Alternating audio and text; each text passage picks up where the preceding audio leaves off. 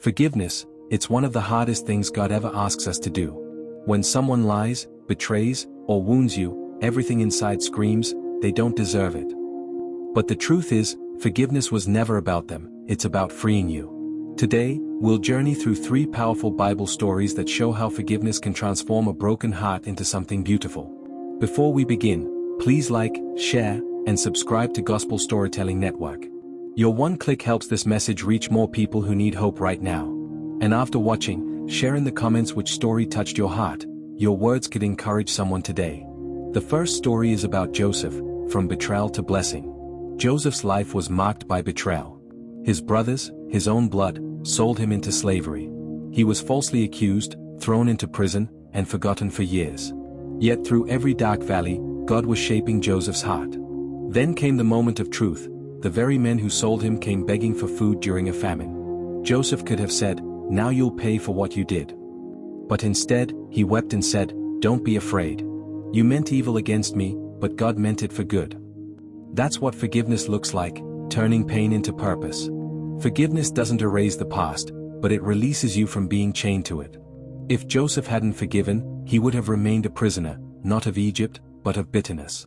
Maybe someone has betrayed you, lied about you, or left you broken. Let Joseph remind you, forgiveness is not approval of what they did, it's trusting God to handle what you can't. The second story is the Prodigal Son, a father's open arms. A young man walked away from everything good. He demanded his inheritance early, wasted it all on wild living, and ended up feeding pigs, starving, ashamed, and forgotten. But one day, he said, "I will arise and go to my father." And while he was still a long way off, the father ran to him, not to punish, but to embrace. No lectures, no conditions, just pure love. That's forgiveness. The father didn't wait for perfection. He forgave before his son even spoke. And that's how God looks at you. You don't have to fix yourself before coming home, just turn back, and he will meet you halfway. Many of us are like the prodigal, running from God, carrying guilt that feels too heavy.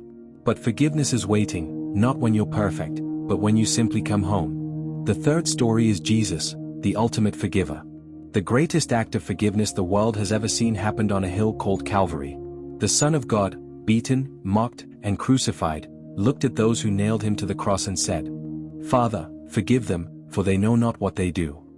In that moment, heaven showed us what real love looks like. Forgiveness that asks for nothing in return. Love that covers even the worst sin. Think about it. Jesus forgave the ones who hurt him while they were still hurting him. If he could forgive them in his pain, imagine what he can help you forgive in yours. Forgiveness doesn't mean forgetting. It means handing your wounds over to the one who can heal them. Every scar can become a story, a testimony of grace. These 3 stories remind us, forgiveness restores what bitterness destroys. When Joseph forgave, he found purpose. When the prodigal's father forgave, he found his son. When Jesus forgave, he saved the world. Who do you need to forgive today? Don't let the weight of the past steal your peace.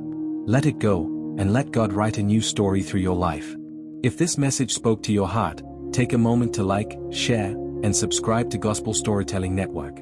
Your support helps this message of hope reach more hearts around the world.